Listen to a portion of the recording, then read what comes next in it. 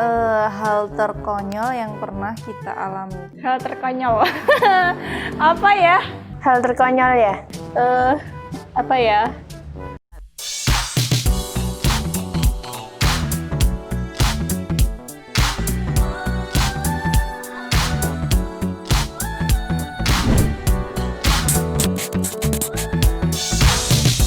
Halo, Assalamualaikum warahmatullahi wabarakatuh. Jumpa lagi dengan saya, CSO Dita dari PT Amanah Garment Internasional. Yuk kita lanjut langsung ke pertanyaan selanjutnya. Ada sih komplain itu, kalau komplainnya yang kayak kemarin itu komplain masalah pengiriman. Nah, dia udah nunggu pagi, harusnya sampai hari itu juga, tapi ternyata barangnya belum sampai. Nah, padahal barangnya udah masuk ke pengiriman. Nah, kalau udah pengiriman itu sebenarnya sudah di luar tanggung jawab dari Amanah Garment. Tapi kami tetap bantu buat follow up ke pengirimannya supaya dilacak itu paketnya sebenarnya sampai mana gitu. Pernah dimarahi customer gara-gara produksi telat.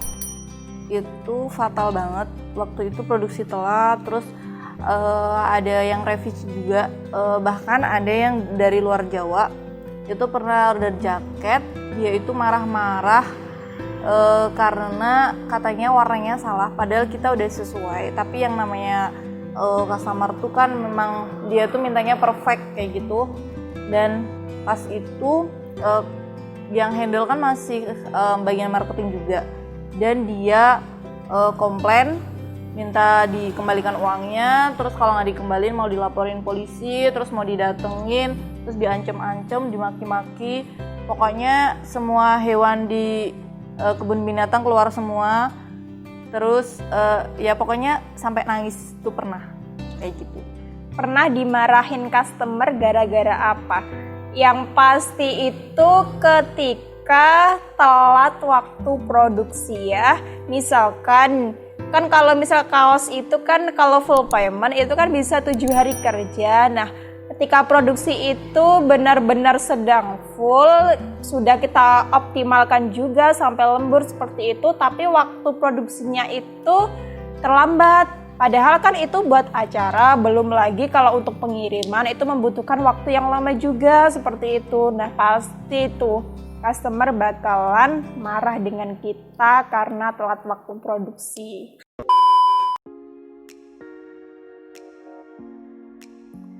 Pernah ya ketika kita itu sudah menjelaskan apa sih Amanah Garment itu, apa sih yang diproduksi di Amanah Garment itu. Tapi biasanya kalau untuk customer itu kan kekeh ya pengen produksi seperti gamis, baju tidur, dan juga kaos full print satuan atau kemeja satuan seperti itu. Karena mungkin dia itu kan juga ada acara atau event-event tertentu yang dia itu ingin waktu yang cepat. Nah, seperti itu pasti dia ingin sekali, Mbak tolong dibantu, Mbak tolong dinegokan ke ownernya, Mbak tolong dinegokan supaya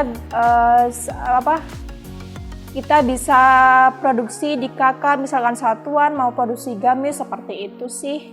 Sering banget. Jadi kayak misalnya ya kita sih sabar aja sih untuk kuncinya.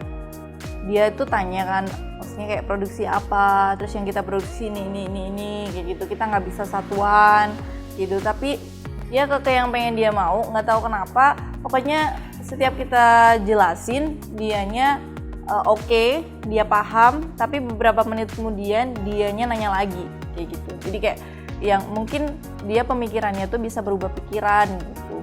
Dalam hitungan menit kita bisa berubah pikiran.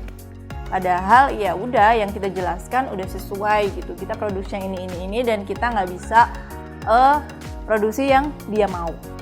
Pernah sih ada yang mau order tote bag atau goodie bag. Nah, tote bag atau goodie bag kan sekarang memang kita sedang tidak produksi dan kita udah jelasin di situ, tapi mereka tetap kekeh karena di website kami itu masih ada di situ kalau kita di situ produksi tote bag sama goodie bag. Tapi sekali lagi sudah kita jelaskan kalau memang tetap saja kita belum bisa produksi saat ini. Kadang ada sih customer yang seperti itu. Jadi misalkan nih customer nanya, Kak bisa produksi untuk daster, pakaian fashion nggak gitu kan. Sudah saya jelaskan yang bisa diproduksi itu ini gitu. Tapi customer tuh tetap ngirim desainnya tuh seperti ini loh Kak, desainnya tuh mudah kok gitu. Jadi ada beberapa customer yang tetap ngeyel mau produksi, sedangkan kita belum bisa bantu, jadi mohon maaf. Pernah jam 1 malam jam 1 malam waktu itu tuh lupa kan HP-nya tuh nggak di silent, terus bunyi gitu kring kayak gitu tengah malam, terus aku kaget. Habis itu aku cek HP-nya, aku kira kan alarm atau apa, terus aku cek ternyata ada yang video call lewat WA malam-malam, pokoknya jam setengah 1 atau jam 1 malam kayak gitu. Terus ya udah aku silent aja, oke, nggak lanjut lagi, dan aku diemin aja sih, soalnya emang kita nggak pernah ngelayani video call gitu, apalagi malam-malam kan pasti. Aku belum pernah, paling kalau video call malam ada sih, cuman kan nggak ketahuan biasanya, soalnya pas nggak pegang HP paling. Kalau untuk video call malam-malam itu sepertinya belum sih, tapi kalau pas pada waktu jam kerja itu pernah. Soalnya kan kalau malam-malam itu pasti HP yang di kantor itu kan saya silent supaya tidak mengganggu waktu istirahat ya. Dan batas untuk membalas nomor customer itu kan sampai jam 9 aja.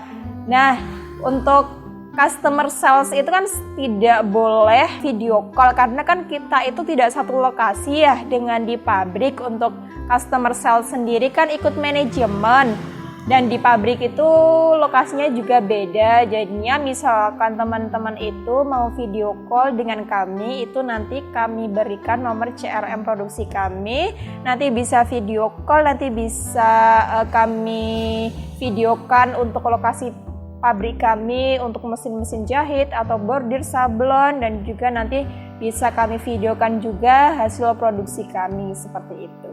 Kalau untuk video call tengah malam sempat ada, tapi kan memang nggak sempat kerespon juga ya. Sedangkan kalau kita kan kerja dari jam 8 pagi sampai jam 5 sore. Itu diusahakan fast respon. Tapi kalau setelah pulang jam 5 sampai jam 9 malam itu kita masih bisa respon tapi slow respon. Nah, kalau di atas jam 9 malam itu kita benar-benar tidak ada komunikasi. Tapi sempet jam 1 malam tuh ada sih customer yang minta video call gitu. Tapi mohon maaf memang belum bisa untuk video call.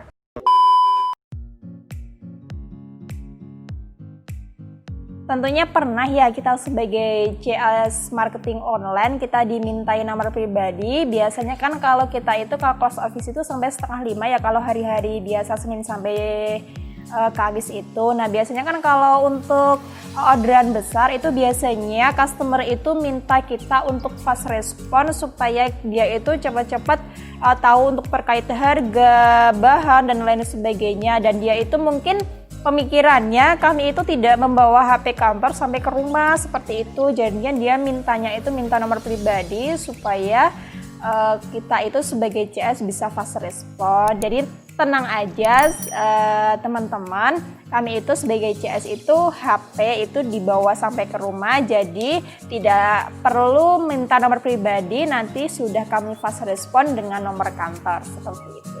Jadi kadang kalau kita nerangin, kalau misalnya namaku kan Martin ya, kadang tuh kalau misalnya cuma via chat, maksudnya cuma pesen di WA atau dia SMS atau dia kirim inbox atau DM atau apapun, itu biasanya memang dikiranya kan cowok. Tapi pas telepon gitu tahu cewek gitu, kadang dia langsung kayak alasannya tuh pasti kayak, Mbak aku ini nih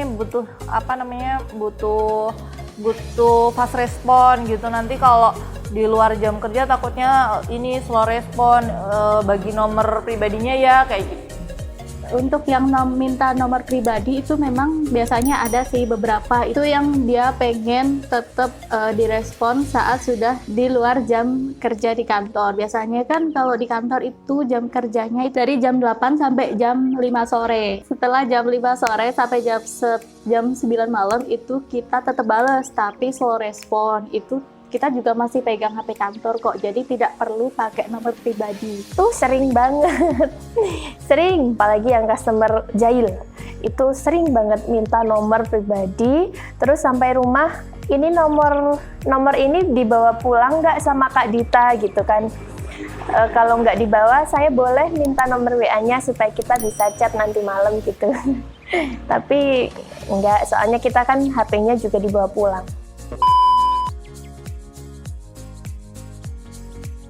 Dari aku sih belum pernah. Cuman kalau customer ya CS yang lain mungkin udah.